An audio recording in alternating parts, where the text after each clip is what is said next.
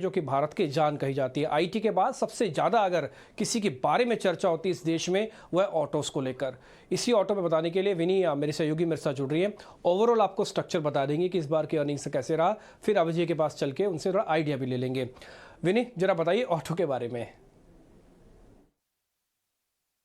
तो auto sector की बात करें तो ये दिसंबर क्वार्टर में ओवरऑल नंबर्स देखें तो ऑटो सेक्टर से तो स्ट्रॉन्ग ही नंबर्स आए हुए थे। Most companies, most auto players ने स्ट्रॉन्ग नंबर्स रिपोर्ट किए थे। सॉफ्टवेयर कमोडिटीज थी, software commodity cost, raw material inflation कम था, उस वजह से मार्जिन्स को सपोर्ट मिली थी, इबिटा मार्जिन्स को वहाँ पे सपोर्ट मिली थी।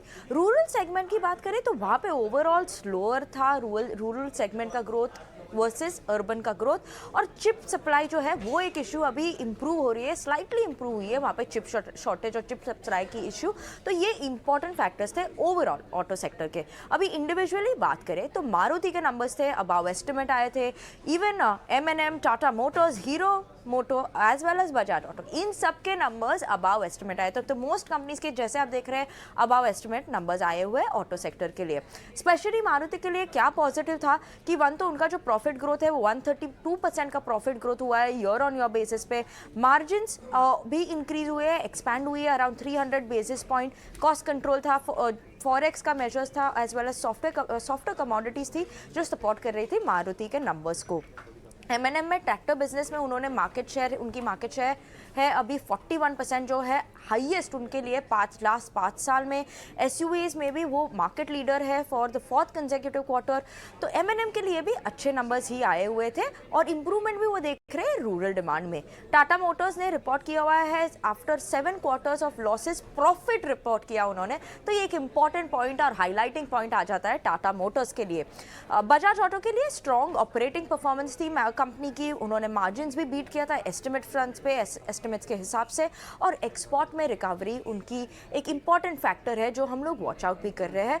Lastly hero motor gross profits पर व्हीकल उनकी राइज हुई है 11% से क्वार्टर ऑन क्वार्टर बेसिस पे, और ये है एक न्यू ऑल टाइम हाई। तो ओवरऑल ऑटो सेक्टर्स के नंबर देखे काफ़ी स्ट्रॉन्ग थे, काफ़ी पॉजिटिव्स भी आए हुए हैं यहाँ से ऑटो सेक्टर के लिए। ठीक है, तो कुल मिला के नंबर्स ठीक लग रहे हैं। और विनी ने जिस तरह से सारी कंपनीज के बारे में बताया, ऐसा लग रहा है कि किसी में भी लाल लाइट तो जली नहीं, सब में हरी लाइट थी बाकायदा। और इसका मतलब यह है कि सभी के नंबर्स में कुछ ना कुछ यूनिक फीचर्स था जो इस बार की अर्निंग्स में नोटिस किया गया। एग्जाम्पल के लिए टाटा मोटर्स 7 महीनों के बाद इसकी प्रॉफिटेबिलिटी हमको वापस आते हुए दिखी। अबे सर, यही एक मेरा सवाल है, जब इतने बेहतरीन मोड से हम निकल रहे हैं तो फिर एक क्वार्टर को समय क्यों दें? आने वाले कम से कम 2 या 3 क्वार्टर को समय देना चाहिए।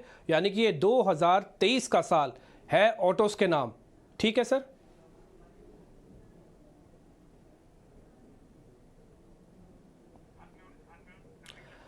अबे सर, एक बार अनम्यूट कर लीजिए, फिर आपकी आवाज हम तक आ जाएगी।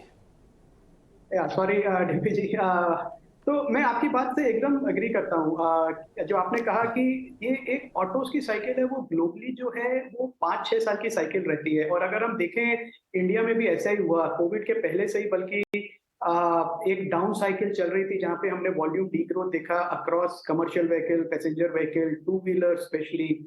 और अब पिछले क्वार्टर के रिजल्ट्स और उसके पहले के भी क्वार्टर से भी मैं कहूंगा कि एक डिमांड ट्रेंड मजबूत होता हुआ दिखा कोविड के बाद से, जब से ओपनिंग अप हुई है। और उसका पूरा फायदा मिल रहा है ऑटो कंपनीज का। और ये जो कंपनीज है और ये पूरा सेक्टर है, ये एक पॉजिटिव डिमांड एनवायरनमेंट में रहेगा अगले 3-4 साल तक। और अगर इंटरेस्ट रेट्स फ्लैट रहते हैं या थोड़े कम भी हो जाते हैं और गवर्नमेंट का सपोर्ट रहता है, तो मुझे लगता है ये ऑटो कंपनीज हैं, ये बहुत अच्छे रिजल्ट दिखाएंगे अगर आप 2-3 साल का पर्सपेक्टिव लेते हैं।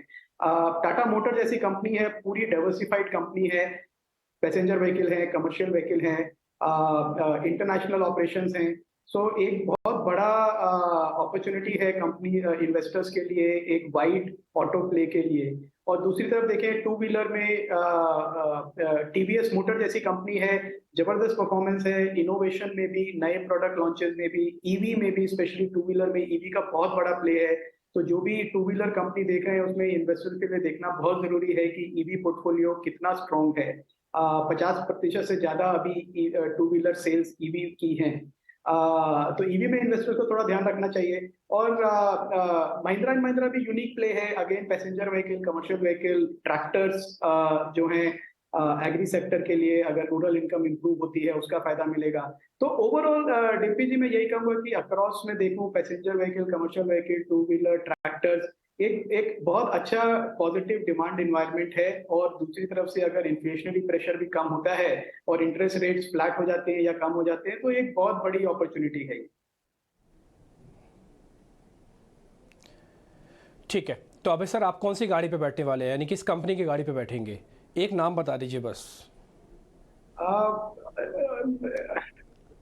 टाटा मोटर्स में भी टाटा मोटर की ईवी में बैठूंगा। टाटा मोटर्स में। ठीक है, टाटा मोटर्स में बैठेंगे और हम आपको जोड़ देते हैं, आप ईवी वाली गाड़ी पे बैठिएगा टाटा मोटर्स की, ज़्यादा कंफर्ट, ज़्यादा बेहतर भी होगा। और ये बात आपकी चर्चा से भी लग रही थी। खैर, अविनाश जी टाटा मोटर्स पे नहीं जाने वाले। अविनाश जी जो जा रहे थे M&M पे, उनको M&M की गाड़ियाँ बहुत पसंद है और उन्होंने टारगेट भी रखा है 1560 के रुपये के आसपास का। तो मैं दोनों एक्सपर्ट्स का व्यू एक साथ आपको रख देता हूँ। टाटा मोटर्स अभय जी बैठेंगे और M&M की गाड़ी पे अविनाश जी। तो दोनों के दोनों कंपनियाँ आपके सामने, रीजनिंग आपके सामने हमने रख दी।